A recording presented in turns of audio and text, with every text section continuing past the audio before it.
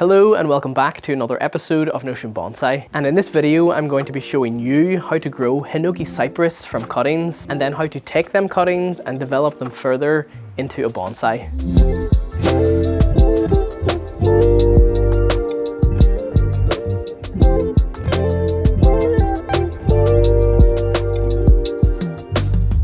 Alright, so this is the little Hinoki cypress that we're going to be taking the cuttings off of today. And this is the very same tree that we worked on in a video last year. And since then, this tree has put on quite a bit of growth. I really love Hinokis for bonsai because they have this really nice tight growth pattern. Although it has put on a lot of growth since last year, the growth on it is still relatively close to the trunk. And also Hinoki cypress do have this nice green foliage to them, which I think stands out quite a bit when it's sitting on your bonsai bench. In the event that you cannot access Hinoki in your region for whatever reason, or you can't find it online, another great alternative that has a similar growth habit but is a little bit more leggy is the Thuja occidentalis. They're also relatively cheap and great for beginners to bonsai. And now before we begin, the tools that I'll be using in this video today are some bonsai tweezers, root pruning shears, some twig cutters, branch cutters, wire cutters, a chopstick, and some gin pliers. And as always, if you're just a beginner to bonsai, by no means do you need all of these specialized tools. You can get by with just a cheap pair of garden scissors or some secateurs, or whatever you have there at your disposal to get a particular job done. You just want to make sure that whatever tools that you do have are clean and sharp. Clean because we don't want to introduce any bacterial or fungal infections to our trees. Especially when taking cuttings, you don't want to introduce any contaminants. And sharp because a sharp blade on a pair of scissors will give you a much cleaner cut. And in horticulture, clean cuts heal so much faster and more efficiently than a blunt cut that was squashed by a dull blade. And especially when taking cuttings, I have found personally that the cleaner the cut, the more chance the cutting is likely to root. With this tree, I don't really want to go and prune this tree right back and give it an overall prune, because my goal with this tree is to try and thicken the trunk. And now that this year it has filled this little pot, I will be moving this tree up into a bigger pond basket. But I did just want to provide you guys with an update as to how this tree was doing. At the time, I probably should not have repotted and prune this tree at the same time. This can cause quite a lot of stress on a tree if you do those both operations at once. But with this tree, it survived and it is completely healthy. When taking cuttings from Hinoki cypress, just like taking cuttings from most trees, you can take what's known as a nodal cutting or a heel cutting. So I'm just going to try and create a cutting from this branch here. I'm just going to come in and cut this about here. This, what I have just cut off, would be known as a nodal cutting because I cut it midway along a branch where there are nodes at the base here. But if I were to take a heel cutting from this tree, I could achieve this by just taking a branch on the tree and pulling it down off the trunk, and it would tear at this area right here, and that would be a heel cutting. And now with this cutting, instead of trying to pull off all the foliage at the base of the cutting, I have found this can strip the bark off the Hinokis. So instead what I like to do is just come in with the scissors and cut it off. And whenever I plant cuttings, generally I want to plant the cutting half as deep as the cutting is long. So whenever I stick it into the soil, it's probably going to be up to here.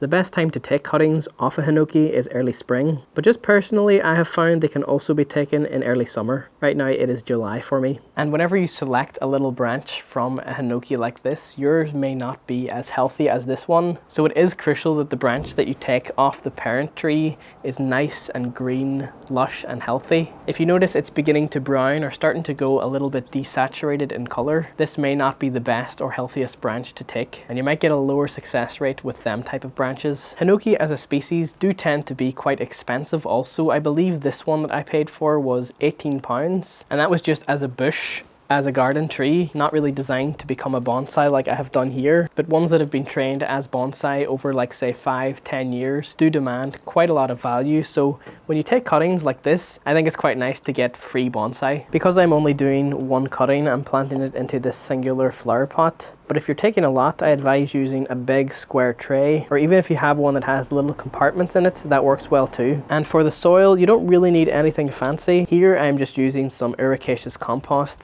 I find this works pretty well for me. Now before I plant the cutting, I'm just going to take this and water it just until the water goes the whole way through all the soil.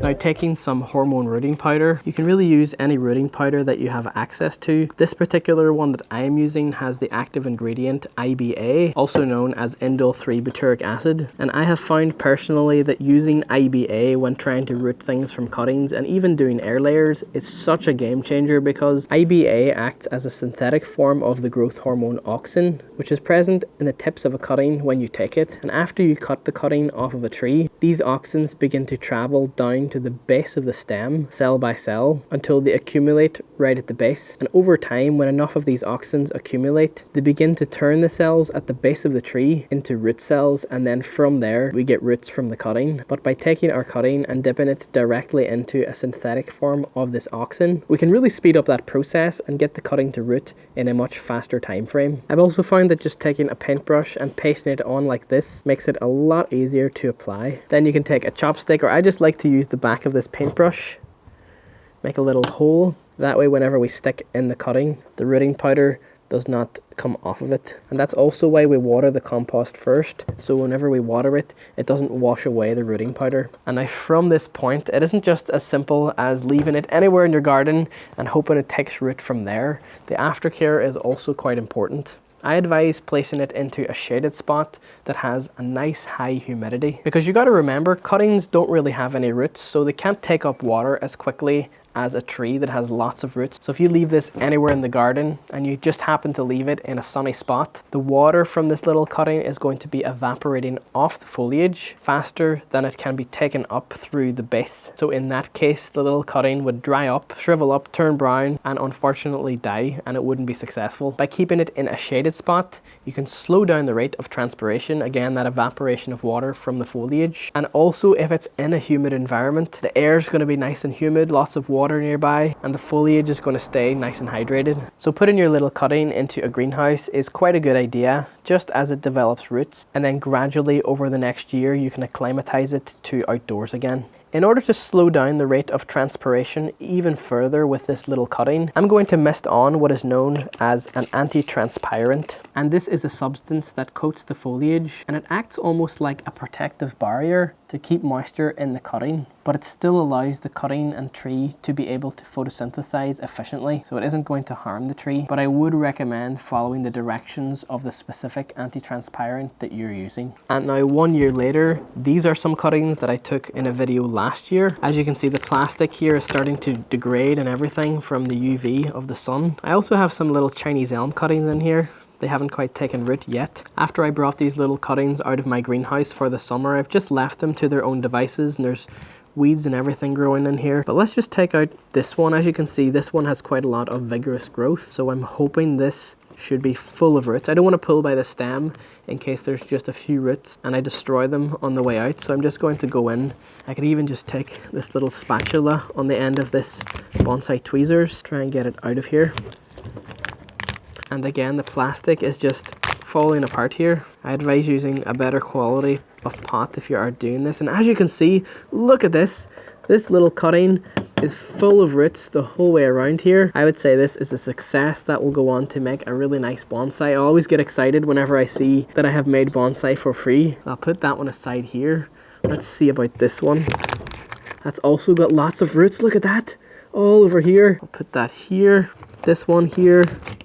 Yeah, there's lots of roots all over. So I would say we'd have about 80% success rate. This one didn't make it. This one is looking kind of unhealthy. Let's see. Yeah, as you can see, there isn't really... Oh, wait. No, there isn't really any roots on that one.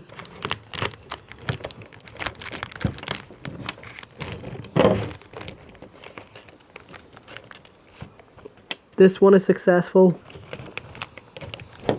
And I know just by looking at the foliage of this one that it's going to have lots of roots because it looks like new growth on here. Yeah, look at that. That is probably the most successful one. Again, here's another tray that I took for cuttings, just left to its own devices. This one turned brown, so we know that one definitely didn't make it. This one didn't make it. This one didn't make it, but that's no problem because all of these are free. I know these ones that are green made it because they've got lots of foliage. Look at that. It's got lots of grass in there. Don't know how that got there. So I'm just going to take all these out, and as you can see, Hinoki cypress are pretty easy to root from cuttings. You can get quite a lot of trees in 1 year just from one bigger tree. This one didn't really produce anything. And of course, the more cuttings that you take, the more you can pick and choose between the ones that are more vigorous than others when making bonsai.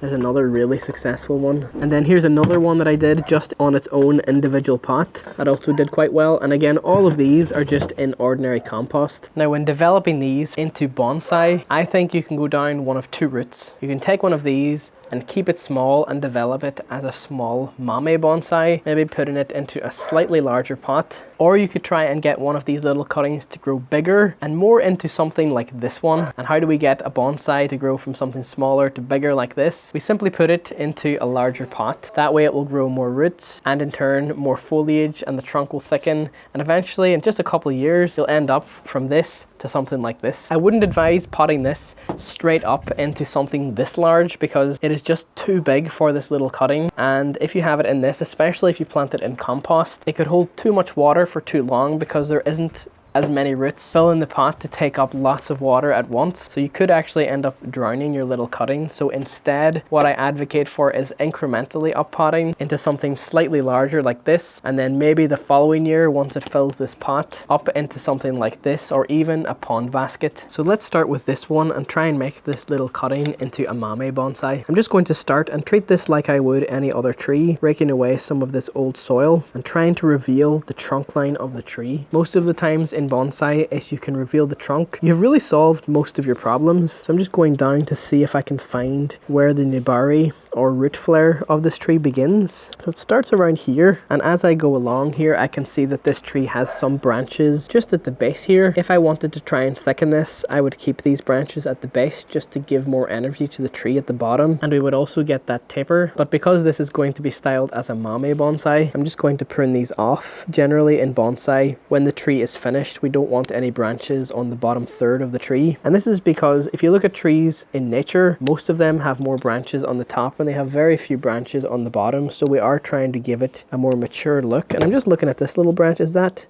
a separate tree? Look at that. So we have an extra tree from this. Now it's starting to look more like a little tree. Again, maybe I could remove a little more of these. I'm really happy with that. And just to keep the tree small, I am also just going to prune the apex.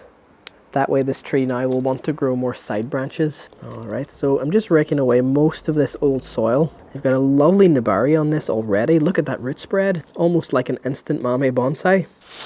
Now, if you look at the root spread of this tree, the roots go out, which is nice. But then whenever they reached the side of the container they were in, they then just went straight down. So from here, I'm just going to cut this root spread the whole way around the edges. I'm also coming from the underside and cutting any roots that's growing straight down. This is quite drastic, but I'm sure this Hinoki will recover no problem because it's in really good health. And I can see from just the color of this new foliage, it has lots of energy. So that's all I'm going to take off, just a little light prune. As you work on exposed roots like this, it's really helpful to keep a little spray bottle of water nearby just to mist the roots as you go so that they don't dry out. Because if they do dry out, there is a chance that this could die. At this point, because we've done so much to this little cutting, I wouldn't really advise putting wire on it at this stage. The stem of the tree is also light green and not brown like it is here at the base. That means it hasn't lignified, and when it's fleshy like this, it is quite fragile. So perhaps maybe next year or the year after, when this wood lignifies at this small size, we can then consider adding wire. This little pot could benefit from a little bit of drainage mesh, so I'm just taking some mesh tape, cutting a little bit, and this will just ensure that my substrate doesn't fall out the bottom.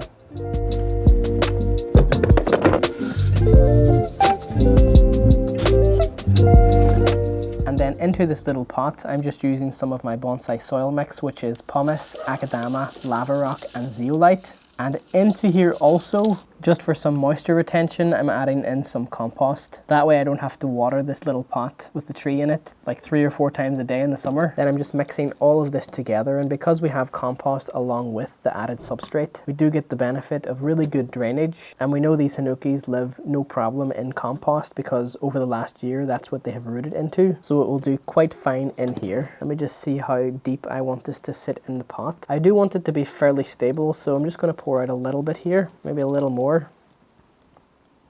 That looks good to me there. And then with the wire that we fed up through the bottom of the pot, I'm going to bring it across and just try and anchor this tree in place. Even then, you know what? I am planting it so deep that I don't need to have any wire anchoring it in. If you wish to, you can, but I really feel like I don't need to here. It's deep enough in the pot where I think it will do just fine. Then I'm just going to work it in with this chopstick. And this will just help it further anchor in the pot. That way it doesn't move. And we really don't want this to move over the next year, because if it does move as new roots are trying to grow, it could hinder them from growing. Now going with the same soil mix as the last tree, we're going to up pot one of these to become a bigger bonsai in the future. This is how you would do it. I probably won't keep you guys updated on how these are doing, as my plan with these is just to develop them bigger and then sell them. But this is simply how you would do it if you are doing it yourself. So I'm just going to remove the top layer of soil to expose more of the trunk. Let's add more in here. You want to loosen the soil up, not tearing through any of the roots, just like this. Then we can set it in and add more soil around here. And that is really all there is to up potting a tree. You don't want to disturb the roots, because you want to let the tree have all the energy it has in order to get bigger. If you start clipping at the foliage and clipping at the roots, the tree will then take maybe another growing season to recover from a procedure like that, where in that space of time, I believe the energy would be much rather be put into getting bigger. I'm essentially going to do nothing to this little cutting for the next 2 to 3 years, although I am going to give these a high nitrogen fertilizer, something with the NPK value like 1266. If you're finding it tricky to get something like a high nitrogen fertilizer, I also recommend a balanced fertilizer, and that will also work pretty well for you. I've decided to pot this hinoki up into a pond basket today, and as I'm doing it, I just wanted to show you guys how much roots this tree has pushed out in the last 1 year. You can use a little spatula to help you get a tree out of a pot if it is struggling, just like that. Look at that, so much roots in just 1 year. Completely filled the pot, and I suspect that even in another year in this pond basket, it may fill this also. Hinokis grow pretty quickly. There are some mats of roots that I just like to get rid of, but I'm not going to do any extensive root work today. And although I am pruning some of the roots today, just a little bit, the best time to prune the roots of the Hinoki cypress is spring.